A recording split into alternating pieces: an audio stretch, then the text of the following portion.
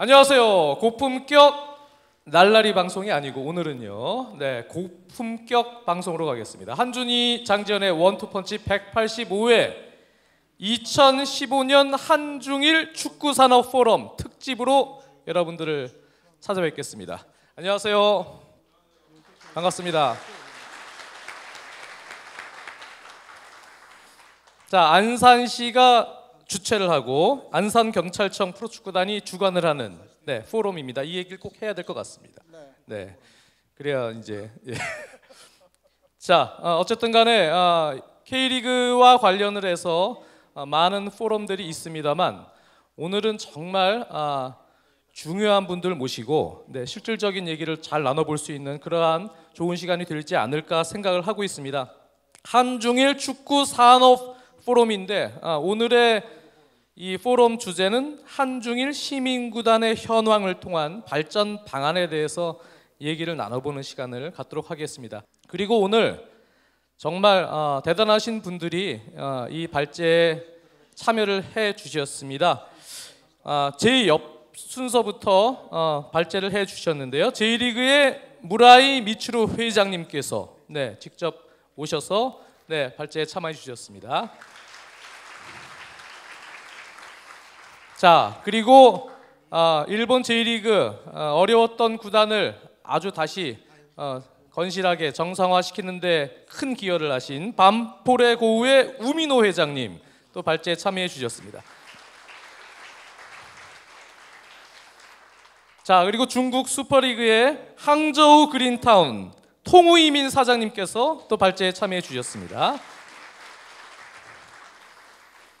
자, 그리고 국내 팬들 잘 아시는 신문선 전 축구 해설위원님, 현재 명지대 교수로 계신 신문선 교수님께서 발제에 참여해 주셨습니다.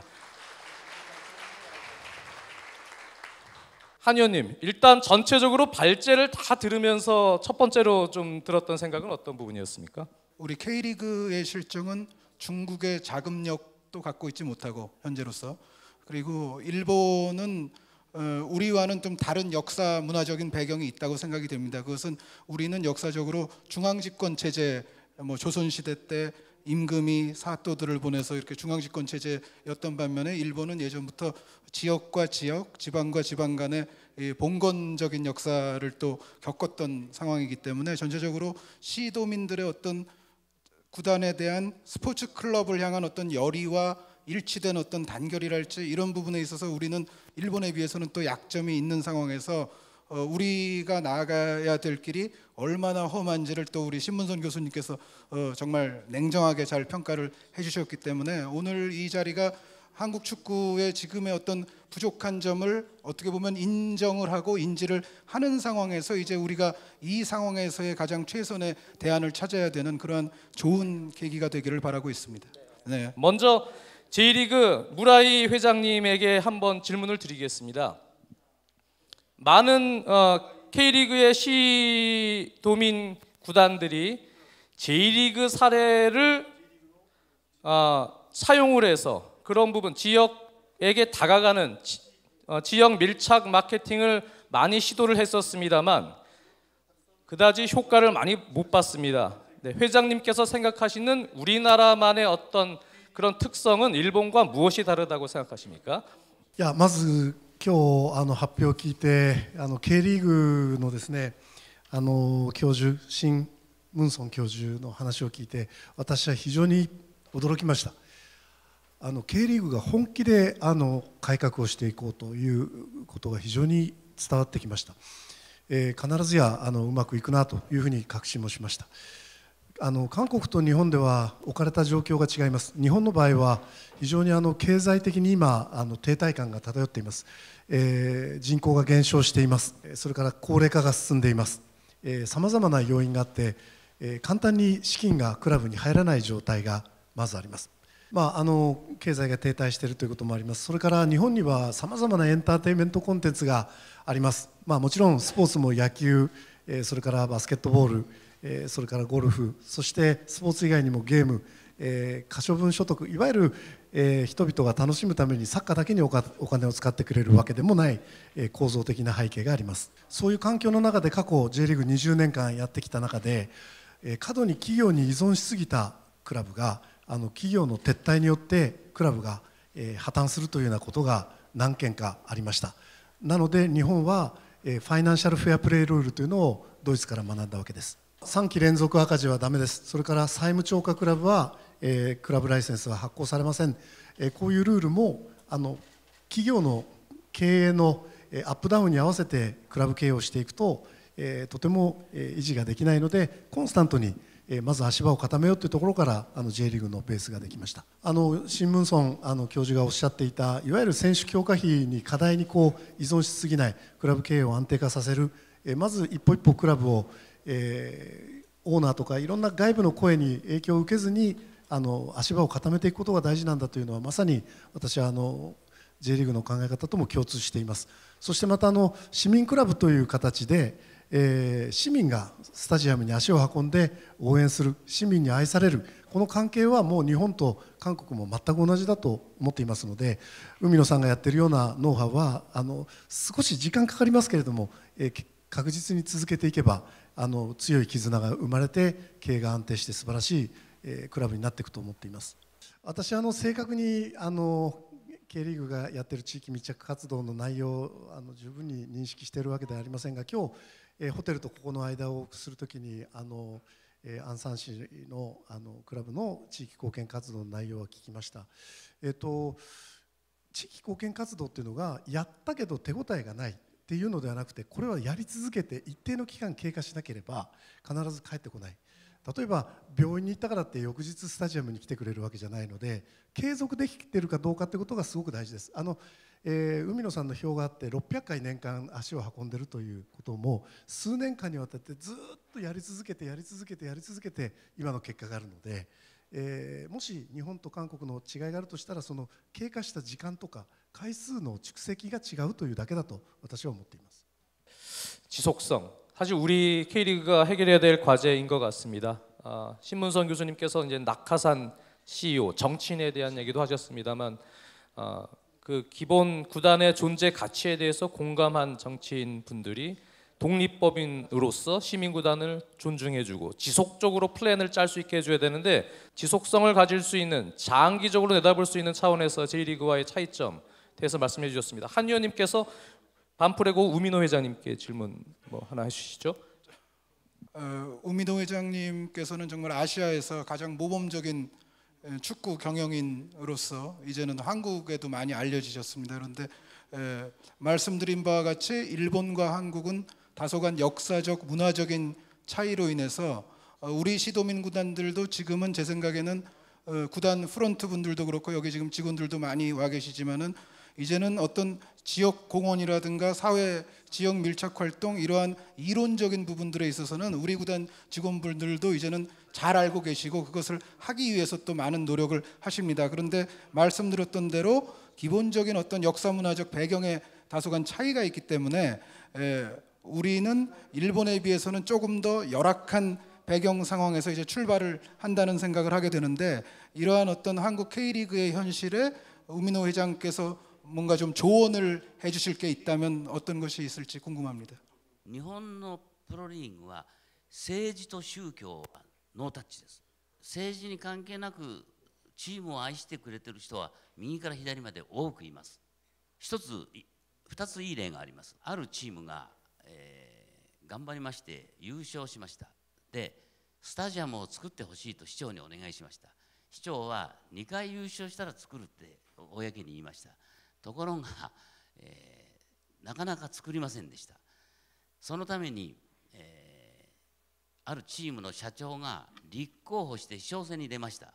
ところがそのチームのフロントは一切ノータッチで活動何もしませんでした。もう一つは、あるチームのある県で知事選がありました。そこの社長のお友達が選挙に出ました。で、選挙に日本の場合はため書きって言って選挙事務所に自分の名前を出すんです。そして応援してますって、それを出しました。 J リーグは絶対いけないということが規定で決まってます。チェアマンから処分をされました。ですから市民チームをもしここにお作りになる場合には、もちろん市の協力は得ることは当然ですけども、金銭的な負担はあまりもらわずに、日本のように資本金だけは出すけど毎年の運営費は出さないという中で、行政とは公平にどの市長になっても地域のために応援してくれるような形を取らないといけないと思います。 저희가 오늘 시민구단, 시도민구단에 대한 관한 이야기를 J리그, K리그 많이 하고 있습니다만, 사실 항저우는 돈이 많은 구단으로 알고 있고, 아까 보여주신 자료만 하더라도 돈의 단위가 좀 달랐습니다. 다른 팀들과 이제 돈의 단위가 달랐는데, 그럼에도 불구하고 항저우는 아까 말씀하실 적에 지금 현재 어떤 성인 팀 선수들의 성적보다는 오히려 유소년 문화 쪽에 더 주력을 해왔고, 실제로 유소년, 청소년 국가대표 선수들을 그 어느 구단 이상으로 많이 보유하고 계시다는 말씀을 하셨는데, 첫 번째는 그 같이 돈이 많은 구단끼리 지금 경쟁을 하고 있는 데서 성적에 대한 부담은 정말 없으신지, 그리고 두 번째는 역시 연관된 맥락으로서 자금력을 갖고 계신 구단임에도 불구하고 유소년부터 먼저 주력으로 가시는 이유는 뭔지 좀 말씀해 주시면 감사하겠습니다. 非常高兴参加这个中韩日三国足球论坛。就从刚才 J 联赛和 K 联赛这个演讲中，我们也感觉到中国联赛与韩国和日本的联赛有所不一样。这区别在哪里呢？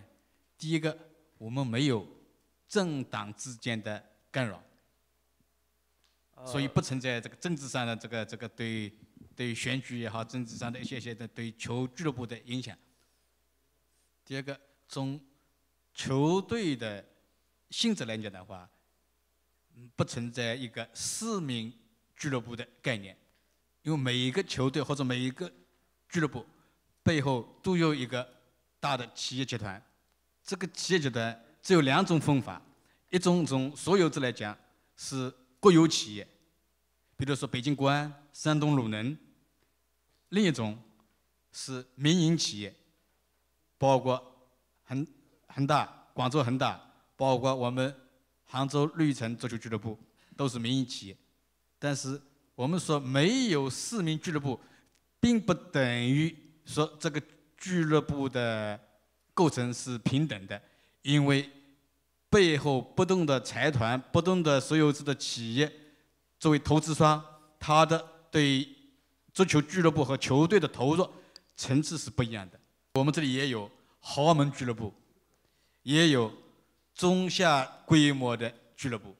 从我们绿城俱乐部创办18年以来，我们在中国足球16支顶级俱乐部里面投入始终属于中价，而且在我们投入不是非常巨大的，相比较中国足球俱乐部而言。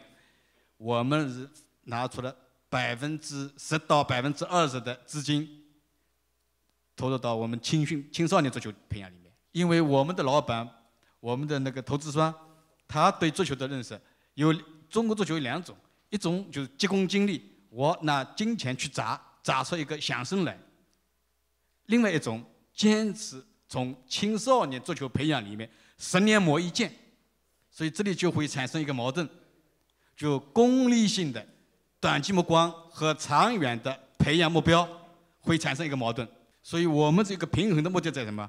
平衡的一个原则，在保级的前提下，因为中国足球联赛由升降级，在保级的前提下，大力培养我们的青年球员。我们上个赛季甚至说强制的规定，除了外边以外，我们的自己培养的93年以后出生的球员。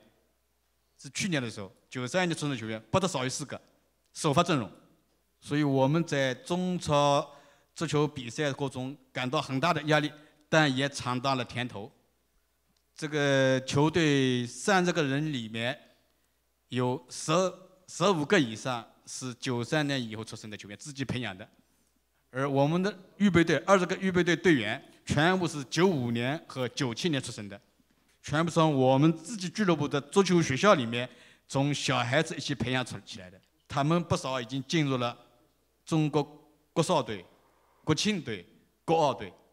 所以，我们中国足协主席蔡振华先生曾经对我们绿城足球俱乐部做过这么一个评价：绿城足球俱乐部或许代表了中国足球未来发展的方向。尽管我们俱乐部在中超16支球队里面成绩是排在下半部分的，投入也是在下半部分的，这是对我们坚持青训、以培养自己球员为主的一个肯定。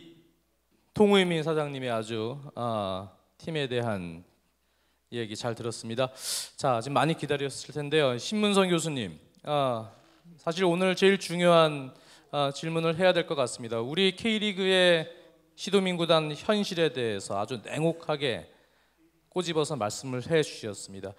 그러면 지금 심 교수님께서 생각하시기에 우리 K리그 시도민구단이 할 수 있는 것부터 한다면, 네, 할 수 있는 것을 한다면 어떤 부분부터 제일 먼저 시작을 해야 될까요? 성남이 지난해 그 연고 중학교가 풍생중학교였습니다. 그리고 풍생고등학교가 있었고요. 풍생중학교는 선수가 40명 후반대였는데 선수들의 회비를 학부모들에게 각출하고 있었습니다. 당장 할 수 있는 첫걸음인데 상당히 힘든 거였는데요. 교장수 선생님을 모셔서 구단이 구현하는 가치는 프로구단의 연고를 맺고 있는 구단은 부모로부터 이론도 걷지 말아라. 그 재원은 바로 토토 기금을 활용해서 지원을 하겠다. 두 번째는 합숙을 하지 말아라. 학생은 학습권에 대한 권리가 있다. 수업에 참여를 시키라고 제가 얘기를 했습니다. 그리고 우리가 지원하는 예산 범위에서 돈을 걷지 않으려면 40명대 후반에서 적정 인원은 33명으로 본다. 그렇게 권고를 했습니다. 학회에서는 처음에는 못하겠다고 얘기를 하죠. 거기에 제가 덧붙여서 40명 후반대에서 성남 출신들이 30% 미만인 걸로 제가 정확하게 지금 기억이 안 나는데 외지에 있는 학생들이었습니다. 스카웃을 한 거죠. 프로팀이 갖고 있는 가장 중요한 가치는 지역 연고성인데 성남 지역 출신들로 성적에 대해서 책임을 묻지 않겠다. 풍생중학교 선수들을 성남 출신들로 모두 재편성하라는 강조를 했습니다. 그리고 향후에 만약 풍생중학교든 고등학교든 금전적 거래가 있거나 그렇지 않으면 부정한 방법으로 인해서 선수들을 선발할 경우에는 거기에 대해서는 엄중하게 인사상의 책임을 묻겠다라고 제가 강하게 주문을 했습니다. 여러 번 논의 끝에 풍생중학교는 결국은 지원을 포기하는 그런 결과로 이어졌죠. 그 결과로 이어지기 전까지 지역의 국회의원, 시의원 그리고 학부모들 모두가 구단으로 뛰어왔었고 또 구단으로 뛰어올 때 왜곡된 정보로 학부모들이 구단에 대해서 공격을 했습니다만 구단이 갖고 있는 진정성 그리고 사실에 입각한 설명을 듣고 풍생중학교 학부모들은 논의 끝에 학생들을 전학시키지 못하는 현실적인 문제 때문에 결국은 지원을 포기하는 그런 사례가 발생했습니다. 우리가 연고를 끊고 정부에서 권고하고 또 연맹에서 권고했던 지역을 연고로 한 클럽팀을 성남구단은 창단을 했습니다. 당장은 성적이 나쁘더라도 미래 프로구단은 지역 연고성을 강화하는 선수들을 구성한다라고 해서 그렇게 강하게 또 실현을 했던 것이죠. 시즌이 끝날 쯤 돼서 성남 그 중학교 그러니까 풍생중학교와 성남 FC 그 클럽팀과 경기에서 우리가 풍생중학교를 이기는 그러한 일도 있었습니다. 프로팀은 한국적 현실에서 가장 중요한 것은 몇 차례 강조하지만 투명성이 우선 제고가 돼야 되고요. 두 번째는 지역의 그 아카데미를 육성하면서 가장 중요한 것은 그 선수들은 꼭 직업 선수가 되지 않더라도 그 선수들은 완벽한 인격체로 성장할 수 있도록 하는 구단의 역할도 전 중요하다고 생각합니다. 또 한 가지는 당시에 성남 구단이 당장 실현할 수 있는 한 가지 방안 중에 풍생고등학교 출신은 프로 구단에 무조건 연 한 명씩을 뽑는다고 제가 풍생고등학교에 이것을 공고를 했습니다. 그것은 프로구단 감독하고 협의를 해서 통보했던 것이죠. 프로구단들은 프로야구와 비교해서 프로축구가 가장 마케팅을 하는데 가장 큰 문제는 지역 연고성에 대한 문제를 이야기들 하고 있는데, 성남은 구단이 바로 실현할 수 있도록 하는 아카데미 쪽에 장기적 시각에서 많은 시간과 비용과 그리고 투명성을 갖고 투자를 했던 것이죠. 지금 제가 했던 이러한 그 사업은 아마 성남뿐이 아니라 다른 여타 구단들도 똑같이 만약 실현하게 된다면 프로팀들은 재원을 확보하는데 큰 소득이 있을 거로 저는 생각을 하거든요. 지금 포항이나 또 그 전북 그리고 울산 이러한 기업형 구단들은 오래전부터 아카데미에 많은 비용을 투자를 하고 있고 토토기금 외에도 많은 투자 비용을 거기에 추가로 해서 지원을 하고 있는데, 실질적으로 유망한 선수들이 프로로 직접 연결되는 선순환 구조로 가고 있는 것도 여러분들은 부인하지 못할 겁니다. 또 하나의 사건도 물론 있었죠. 황희찬 선수가 포항연고 선수로서 지원을 받았었지만 당연히 포항팀으로 진출할 것으로 생각을 했지만 오스트리아로 가면서 그 당시에 프로구단 사장들이 모두 모여서 이 문제에 대해서 심각히 논의를 했던 적도 있었습니다.